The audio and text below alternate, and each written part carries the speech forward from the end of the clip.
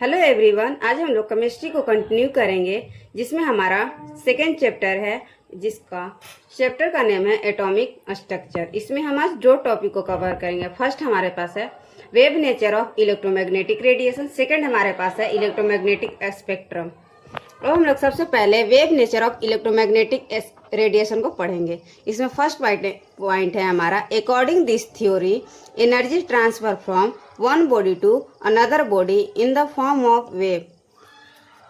एक बॉडी से दूसरे बॉडी में एनर्जी ट्रांसफर होती है वेव के फॉर्म में। सेकंड पॉइंट है हमारा the speed of this wave is always equal to the speed of light in vacuum.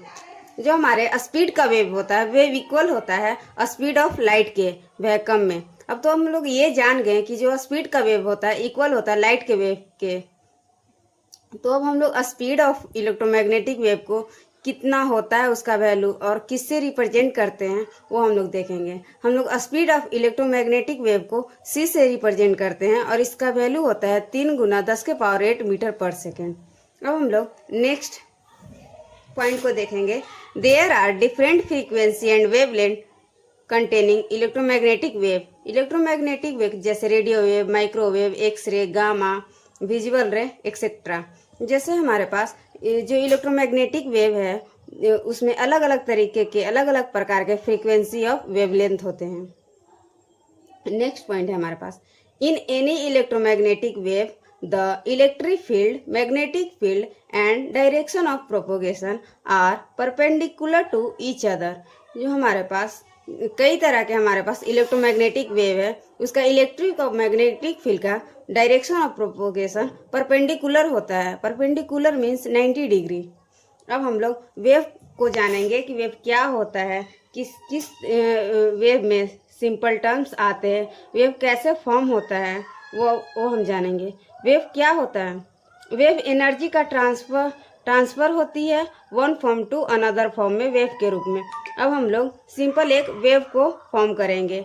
जैसे हम हमारा वेव यहाँ से फॉर्म होता है, ये हमारा हुआ crest trough, crest trough, crest. कोई ज़रूरी नहीं है कि जब भी फॉर्म होगा वेव तो ऊपर से ही होगा, नहीं, नीचे से भी हो सकता है, ऊपर से भी हो सकता है।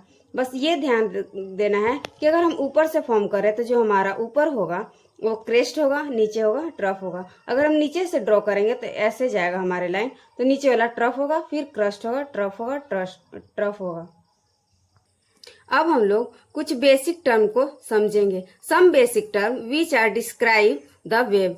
वेव से रिलेटेड डिस्क्राइब करते हुए हम कुछ टर्म को पढ़ेंगे जिसमें हमारा फर्स्ट वेवलेंथ। वेवलेंथ क्या होती है? It is a defined as the distance between two succession crest and to trough is called wavelength. Succession का अर्थ होता है एक के बाद एक, जैसे 11th।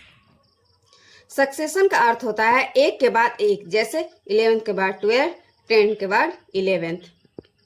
जैसे हम लोग ऐसे वेव फॉर्म करते हैं तो ये हमारा हुआ crest trough, crest trough.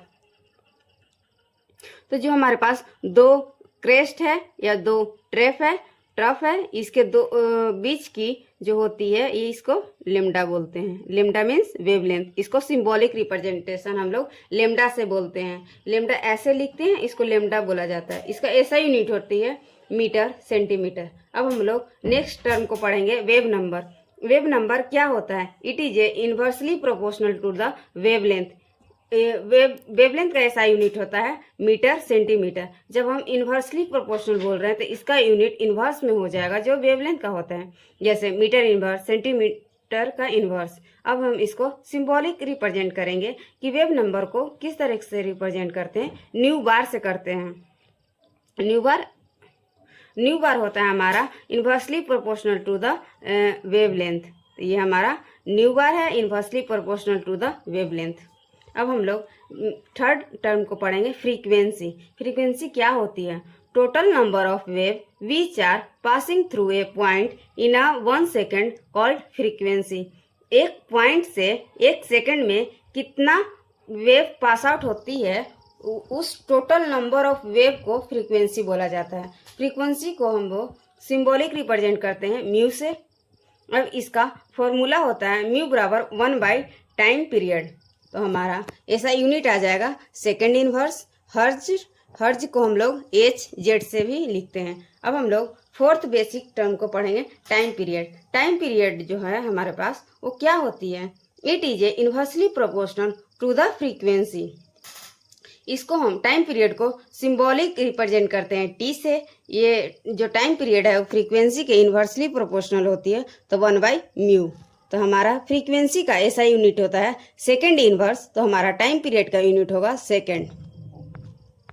Fifth basic term को पढ़ेंगे, एम्पलीट्यूड। एम्पलीट्यूड क्या होता है? It is a defined as the height of a crest and depth of trough. जैसे हम वेव का फॉर्म करते हैं ऐसे, तो ये हमारा हुआ क्रेस्ट, ये हुआ ट्रफ। तो जो हम, ये हमारा क्रेस्ट है, तो जो हम ऐसे जाएंगे तो ये हमारा हाइट हुआ, नीचे की ओर जाएंगे तो ये हमारा डेप्थ हुआ। तो यही बोल रहा है कि it is a defined as the height of a crest and depth of the trough, उसे एम्पलीट्यूड बोलते हैं। अब हम फिर वेलोसिटी को जानेंगे कि वेलोसिटी क्या होती है। The distance cover by A wave in A 1 second is called a velocity of wave. 1 second में कितना डिस्टेंस ट्रेवल होता है उसे वेलोसिटी बोला जाता है। वेलोसिटी ऑफ वेव को हम C से लिखते हैं, जिसका मान होता है 3 × 10⁸ मीटर पर सेकेंड। अब स्पीड, वेवलेंथ और फ्रीक्वेंसी के रिलेटेड एक रिलेशन होती है हमारे पास, स्पीड ऑफ वेव बराबर फ्रीक्वेंसी गुना वेवलेंथ। अब हमारे पास ये हमारे पास रिलेशन है, इससे हम फ्रीक्वेंसी निकाल सकते हैं। फ्रीक्वेंसी बराबर C/λ। तो हम फ्रीक्वेंसी को और भी टर्म से लिख सकते हैं, फ्रीक्वेंसी बराबर speed of wave Guna wave number. अब हम लोग इलेक्ट्रोमैग्नेटिक स्पेक्ट्रम को पढ़ेंगे। The arrangement obtained by various electromagnetic wave arrangement in increasing order of frequency and energy and decreasing order of wavelength. Spectrum का मतलब होता है कि कोई अरेंजमेंट हम लोग को ऑब्टेन हुई है, डिफरेंट इलेक्ट्रोमैग्नेटिक वेव की स्पेक्ट्रम वेव को हम लोग इंक्रीजिंग ऑर्डर में फ्रीक्वेंसी को अरेंज करेंगे और डिक्रीजिंग ऑर्डर ऑफ वेवलेंथ को, उसी को हम लोग इलेक्ट्रोमैग्नेटिक स्पेक्ट्रम कहते हैं। जैसे हमारे पास इलेक्ट्रोमैग्नेटिक वेव में है radio wave, microwave, infrared, visual रे, अल्ट्रावायलेट रे, एक्सरे एंड गामा रे। ये हम इसके ऑर्डर को एक्सचेंज नहीं कर सकते हैं कि ये हमारे सेकंड पर लिखा हुआ माइक्रोवेव को तो हम इंफ्रारेड को सेकंड में लिख देंगे, माइक्रो को थर्ड में। नहीं, ऐसे ही अरेंज है, रेडियो वेव, माइक्रो, देन उसके बाद इंफ्रारेड, फिर विजुअल रे, फिर उसके बाद अल्ट्रा वायलेट रे, फिर उसके बाद एक्सरे, फिर गामा रे। तो हमारे पास increasing order of frequency of energy में अरेंज करना है, तो इंक्रीजिंग ऑर्डर में, तो हमारे पास इंक्रीजिंग ऑर्डर में ऐसे जाएगा। तो maximum frequency and energy gamma ray की होगी और minimum energy and frequency radio wave की होगी। उसी तरह just opposite decreasing order of wavelength. उसी तरह हम लोग देखेंगे decreasing order of wavelength. Decreasing order of wavelength का कहने का अर्थ है कि हमारा इस डायरेक्शन में जाएगा वेवलेंथ का। तो हमारे पास मैक्सिमम वेवलेंथ रेडियो वेव का हो जाएगा और मिनिमम वेवलेंथ गामा रे का होगा। जैसे हम लोग यहाँ पर देख लेंगे कि maximum frequency, minimum frequency, maximum wavelength और मिनिमम वेवलेंथ कौन सा इलेक्ट्रोमैग्नेटिक वेव का होता है।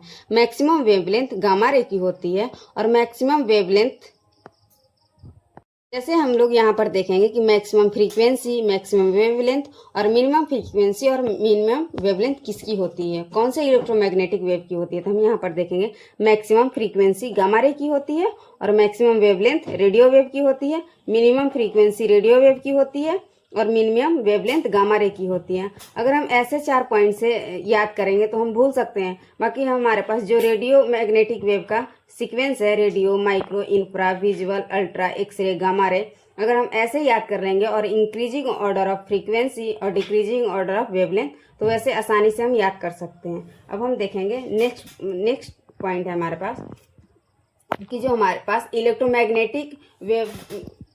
इलेक्ट्रोमैग्नेटिक रेडिएशन का जो वेव नेचर है वो कुछ थ्योरी को वैलिड नहीं करती है। जैसे हमारे पास है ब्लैक बॉडी रेडिएशन, सेकंड है फोटो इलेक्ट्रिक इफेक्ट, थर्ड है हमारे पास हाइड्रोजन स्पेक्ट्रा। ये जो थ्योरी है हमारे पास 3, ये इलेक्ट्रोमैग्नेटिक रेडिएशन के वेव नेचर से एक्सप्लेन नहीं होती है, इसलिए हमें जरूरत पड़ी इलेक्ट्रोमैग्नेटिक वेव की पार्टिकल नेचर को। कल इसके आगे हम कल पढ़ेंगे। Thank you.